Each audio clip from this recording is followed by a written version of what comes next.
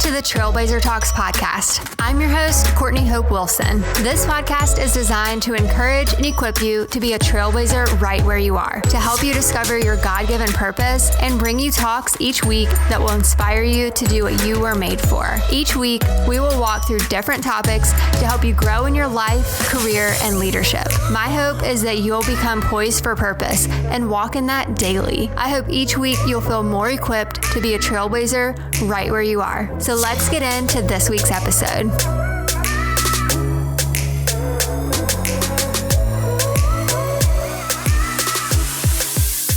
Hey guys, welcome back to the podcast. I'm excited for this new series for the month of June because it's a question that I get asked so much about. And it's probably because I have self-published a book and people always want to know, how do you self-publish a book? And it's also a topic that I'm very passionate about. I love publishing. I actually worked in publishing as my first job for a cookbook company. Some of you may know it as Southern Living. It's also called Oxmoor House Publishing. So I am very familiar with the different processes when it comes to publishing. And since I'm passionate about this, I thought it would be great to do a series on the podcast about it because it is one of my most asked questions. And I know that there are a lot of you who listen to the podcast and who follow me on Instagram that also have a desire to publish a book, whether it's a children's book or whether it's a journal, whether it's a fictional novel or some kind of nonfiction book. I know many of you have a dream to write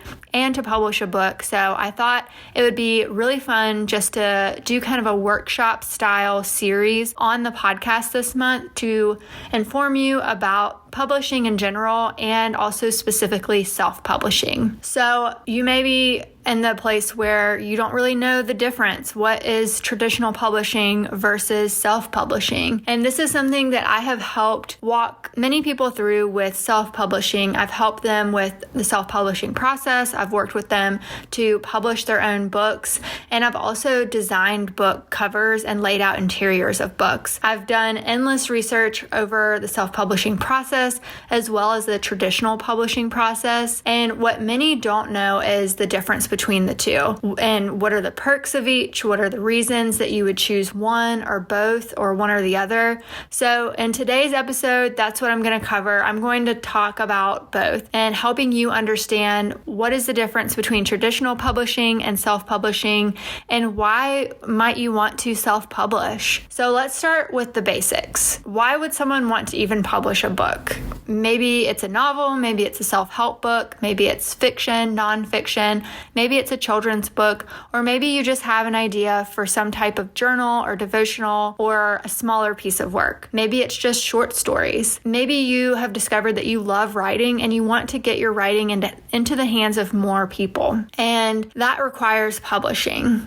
So sometimes you have something to write that you know is going to help others. Sometimes you need a creative outlet, or maybe you just are looking for another stream of income. Whatever it is that you want to write or you have a dream to publish, the question now becomes, how will you publish? So traditional publishing is one of the main ways that people publish. This means that you would publish your book through a publishing deal with a publishing house and a literary agent, typically. But there are a lot of publishing companies out there. They're both big and small. Some of them you have heard of. There's some that are kind of the top tier of the publishing world, and there's some smaller houses that maybe are lesser known, but also pack a punch. So there's a lot of different options when it comes to publishing because there's so many different publishing houses. And within those publishing houses, there's also a lot of different things called imprints. So for example, you may know of the company HarperCollins, and under HarperCollins, there's a lot of different imprints, and they are called imprints because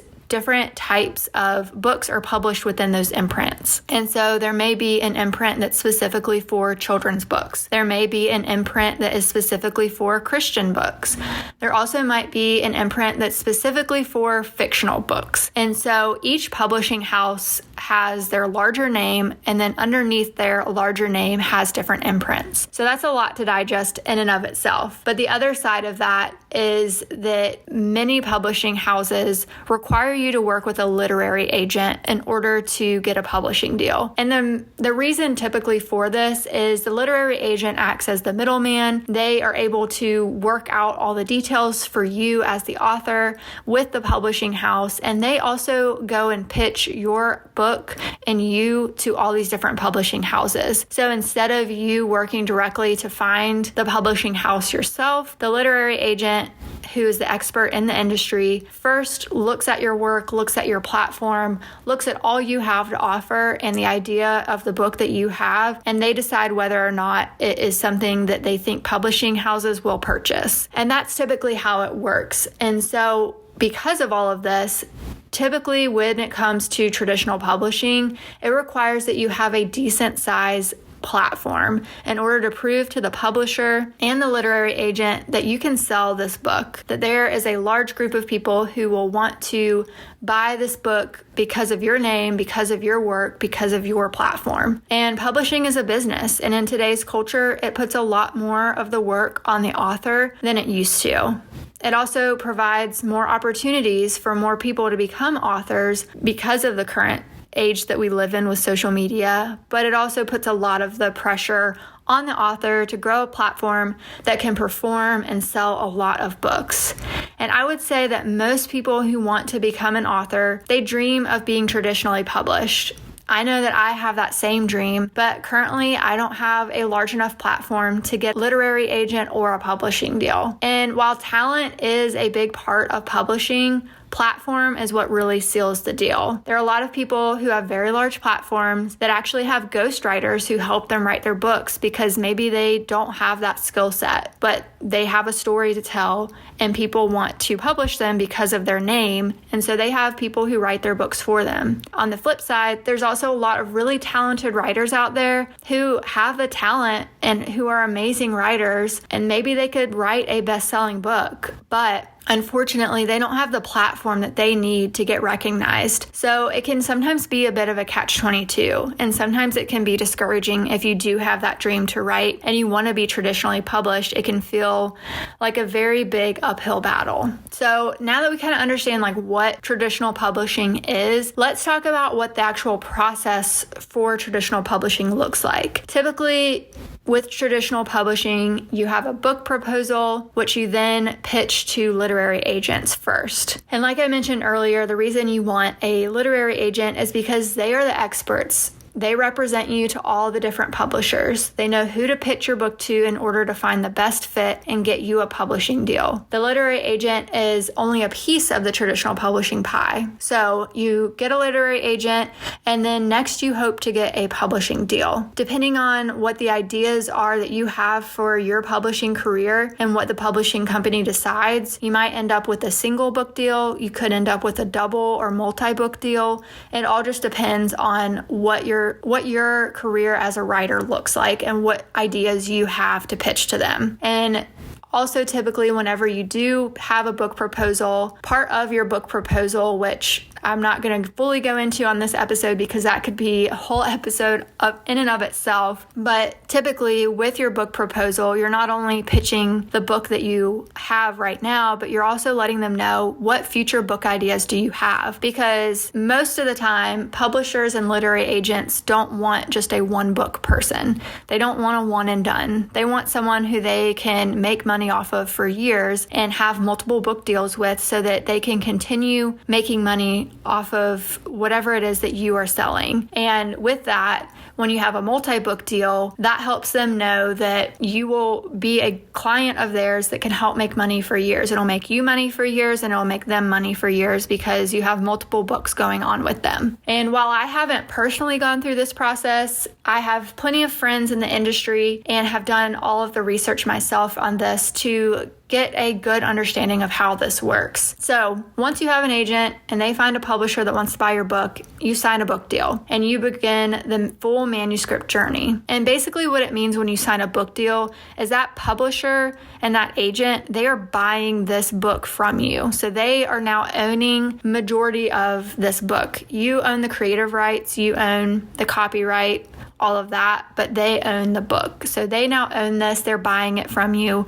through a publishing deal. Sometimes that looks like a signing bonus. Sometimes that looks like them purchasing it from you and you get money up front. And that means you're promising that you will be able to sell a certain amount of books through this publishing deal. And sometimes it means that you are going to go through all this work and you get paid on the back end. So there's different types of deals when it comes to traditional publishing. But once you have that deal, you then begin writing the book. And what this is called is a manuscript. And so you begin the full manuscript journey. And this can look different depending on the type of book, the type of publisher. For fiction books, typically the book proposal includes a full manuscript already because fiction just works different than nonfiction. If this is a fantasy type of story, a fictional type of story, they want to know what the whole entire thing is up front to take a bet on it because it's a lot different than nonfiction. For nonfiction, typically you would have to provide 2 to 3 chapters in your book proposal up front to give them an idea of what the book's going to be, but they will take a bet on you without the full manuscript. So you start this whole manuscript journey and you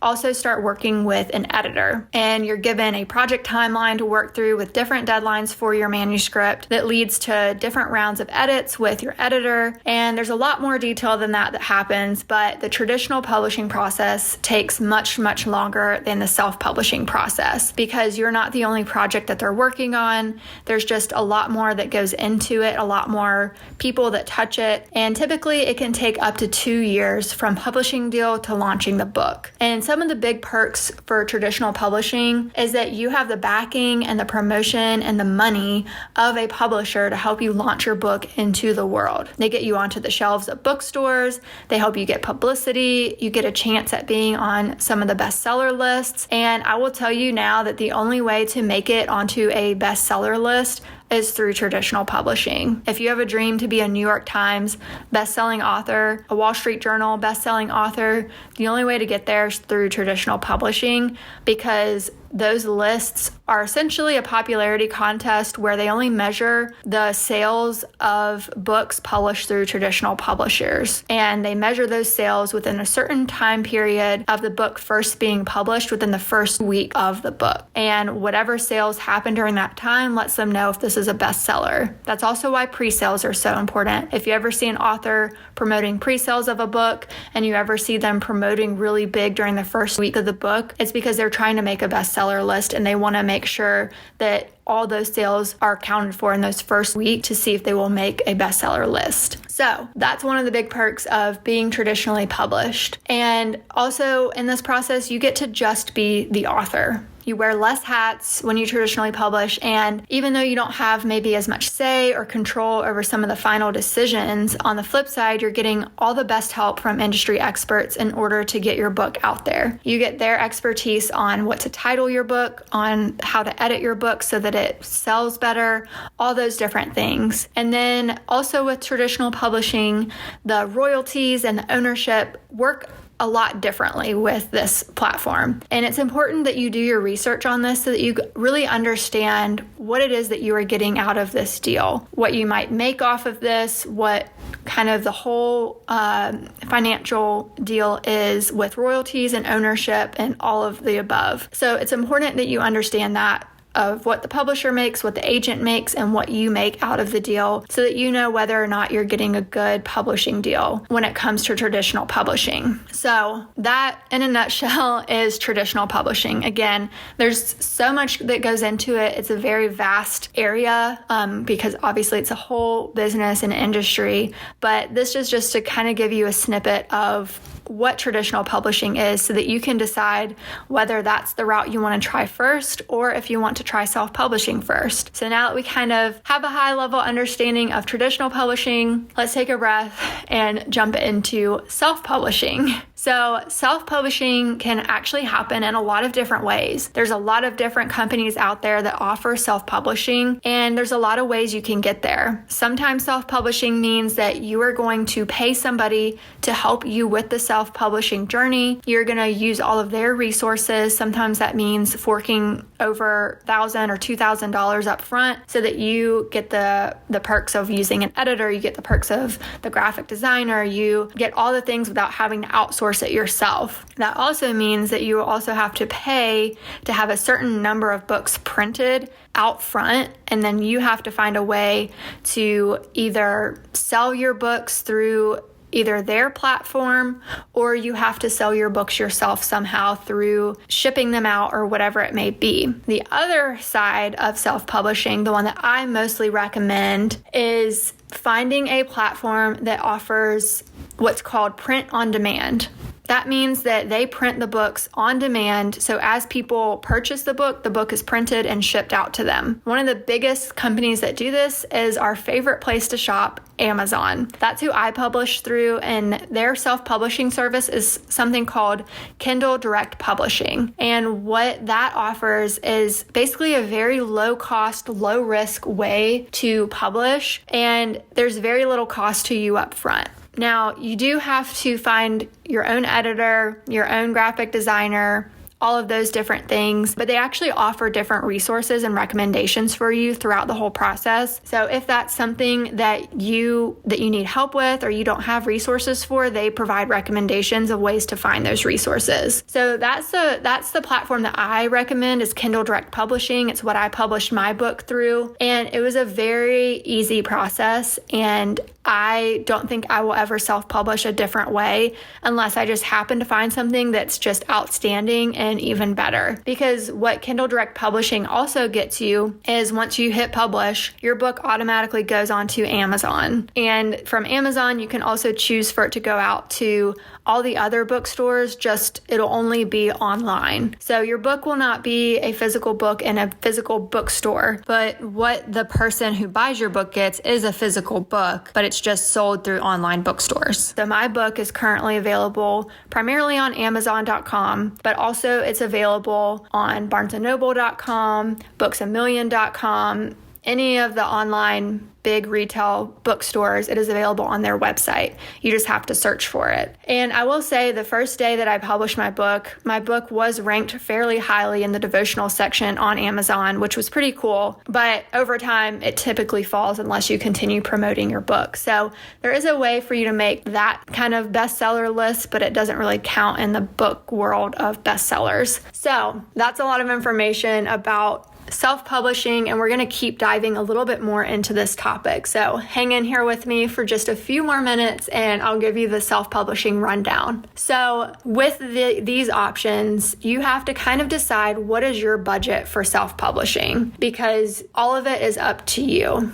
And for me, the reason I went with Amazon was because I knew a friend that had already used them. I knew that it wouldn't cost me very much to self-publish through Amazon. And I also knew that I had a lot of the resources I would need to self-publish on my own. Because I'm a graphic designer, I knew that I would be able to design and lay out my book on my own without having that added cost. I understood that there are a few other costs that I would have to fork out up front, such as the copyright fee and the fee for an ISBN number. And in case you're not sure what is an ISBN number, I will get to that in just a second, so bear with me. But basically for me, I was able to spend under $300 to publish my book, including the marketing dollars that I spent. And I also had a friend who they are very good at grammar, and so I was able to save costs there. So if you are able to find friends who are good at grammar, who are good at editing and all that kind of stuff, if if you have friends that are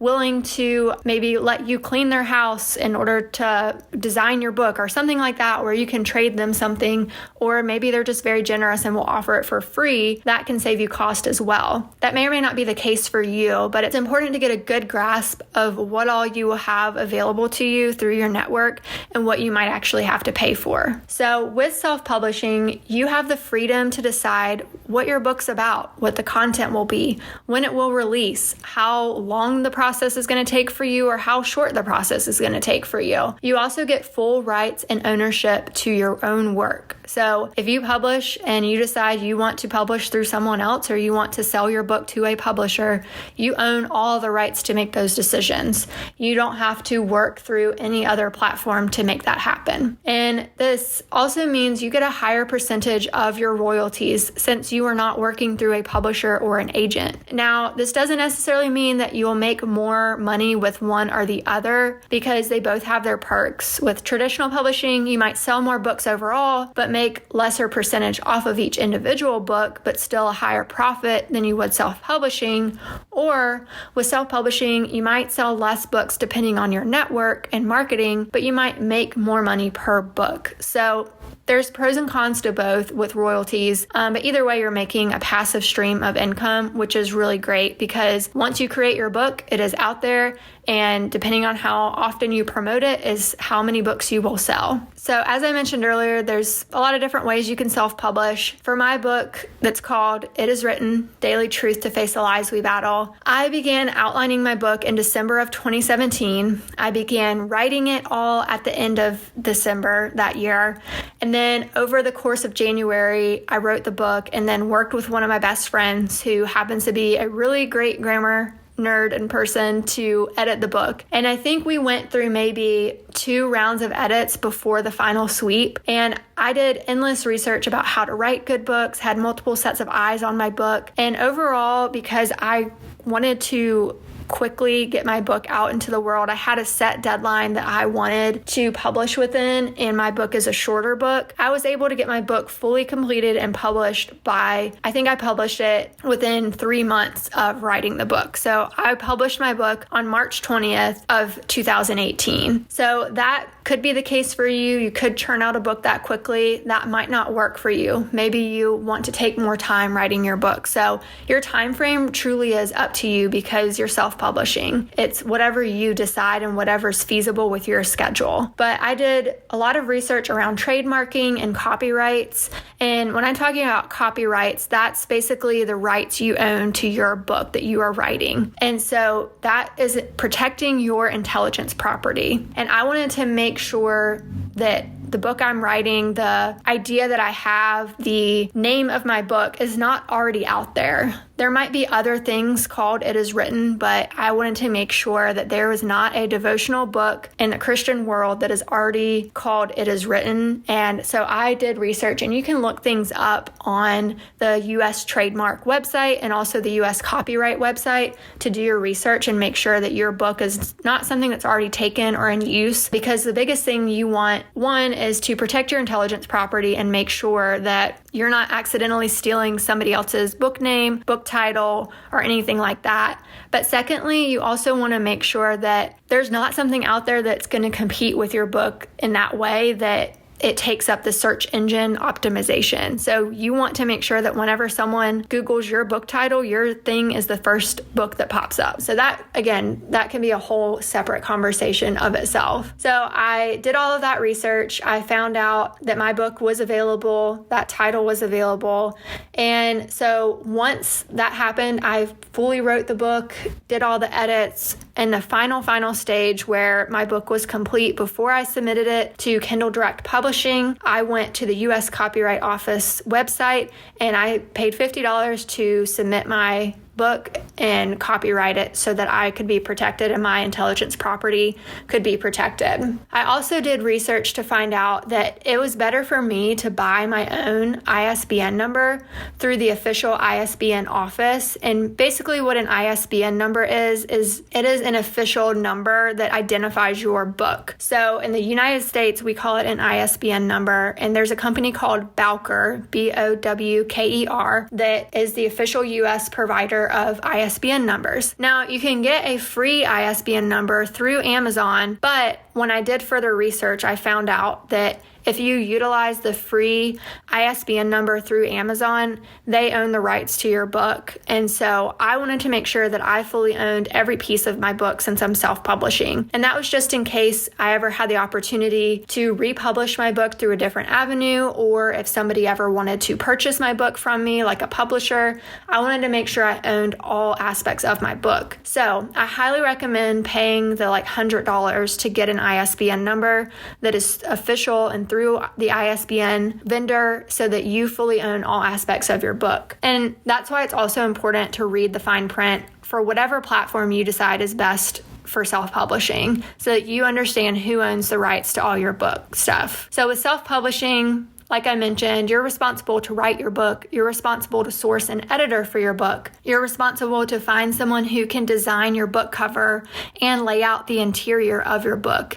And oftentimes you can use the same graphic designer for that, but sometimes you may have to split that up and find two different graphic designers that can do that. And since I'm a graphic designer by trade, I was able to design my book cover as well as lay out the interior of my book. And I've done this for several other authors as well. So once you have the book written and edited, you can upload it to the publishing platform, and then you can order your proof copy. And you receive a physical copy of your book in the mail, which is called a proof copy. And this essentially lets you look through your book one last time. You get to see how the color's printed, how the page is printed, if any of your margins are off, all of those details, so that you can comb through your book one last time before you actually hit publish. So once you do that and you fully are good with it, you can tell it that it's approved. And what you'll need next is a marketing plan. Before you hit publish and go live with it, you want to know how you're going to market this book to people. How are people going to find your book? Once you figure out how you're going to market your book, that's important. For me, I had a small budget for what I call PR boxes or influencer boxes. I had a small budget for Facebook and Instagram ads. And I also talked to all my friends and family and asked them to please help promote my book. So I told them the date, I told them when it was going live, and I sent all this stuff out into the world to help promote my book. So depending on the type of book you plan to publish, you might need to also incorporate additional research prior to writing your book. But basically, those are kind of the high level steps. And the perks with this is that you can create a passive stream of income on the side, and you can create a product for your blog to help you start earning an income on the side, and you have full control over everything. For me, this was a great option to grow my platform, since at the time whenever I published, I had a blog, but I only had about 700 followers on Instagram. And after I published my book, after all my promotions and the influencer campaign I did, I grew to about 3,000 followers. And now I sit at about 4,600 followers. And there are some people who will say it's a bad move to self-publish first if you desire to be traditionally published, because they say that if your book doesn't do well, it'll hurt your chances of being traditionally published. But in my opinion, I think it can be the opposite, because from my experience, I didn't have a platform before I self-published, but through self-publishing, I was able to gain publishing experience and grow my platform and launch my speaking career. I started getting invited to speak at different places and invited on podcasts and things like that. So it helped me add a stream of passive income on the side, and it helped me have a product to sell on my blog. And it also helped me be able to kind of just build my own platform and actually have something to stand on. So for me, it actually did the opposite and helped me be able to get in front of publishers and start learning more about the industry. And now I also actually plan to self-publish other books later this year and next year to continue adding more products to my website. And there's actually a lot of authors out there who they've been traditionally published and now they have a large platform and they choose to self-publish through Amazon just like me. And so they have multiple products on their blog where they self-publish through Amazon or other self-publishing platforms so that they can have more products to sell and on their terms and their platform. So again, I know that's a lot of information, so I know that you are probably drinking from a fire hose right at this moment if you are listening to this episode and you're like, oh my gosh, okay, I need a moment to process all of this. But since I get asked so many questions about this, I thought it would be good to have this episode. And I also decided that this would be a great way to help other people with their self-publishing journey. So I'm actually creating a course that will be available at the end of June of this year, 2022, so the end of this month if you're listening to this in real time. And with this course, I'm going to be walking you through the entire self-publishing process from beginning to end with a lot of resources to help you be successful with your publishing journey. I'm going to give you all the resources that I wish that I had during my first time self-publishing, and it's all in one place, so you don't have to scour the internet or Google endlessly to find all the answers to your different questions. And that's what I had to do whenever I went through this process. I had to Google and go through all the different realms of the internet just to get the answers that I was looking for. So I hope that this can be helpful to you to be a one-stop shop for getting your book self-published. And basically the time frame is up to you for how long the publishing process will take you. But through this course, it'll help walk you through the process step by step. So as you have your book finished and you write it, this will help you with the entire journey of everything you need to know in order to self-publish. And I will also be available through the course for questions to help you hand in hand walk through this process to get your book published and out into the world. I walk you through budgeting and marketing and all the details in between. And I also will be offering a bonus too if you need help with graphic design for your book. And I've walked several authors through this process individually before and realized that it's much more efficient for me to create a course where I can help a lot of different people at once to make their publishing dream a reality. So if this is something that you want to learn more about, you can check out the course page with all the different information and hop on the waiting list for it at selfpublishcourse.com. And again, I know we get tired of sales pitches and things like that, but because this is something that you guys have asked for so much, I decided to create a resource for you that is affordable and something that can really help you with your self-publishing journey so that you don't have to search for all the questions and all the answers on your own. And if after listening to this week's episode, you realize that self-publishing is the right avenue for you, I would love for you to check out more information or send me a DM on Instagram to check it out or ask me through email if that's something that's interested to you and you want to learn more. I would love to tell you more about it. But this month, I hope that can serve as a resource for you with free information through the podcast series this month. I'm going to be going into more detail about self-publishing over the next few weeks. But if the course is something that interests you and you want all the information in one place, that is a great resource as well. But I hope today's episode helps you just a little bit to figure out whether you want to traditionally publish or self-publish, or maybe you want to self-publish first just to get your book out into the world, and maybe you have the dream to later on be traditionally published. But either way, I hope this week's episode was helpful. I can't wait to continue diving into this topic with you and continue learning with you and educating you on something that I'm very passionate about. So thanks so much for listening, and I hope you guys will join me back here next week.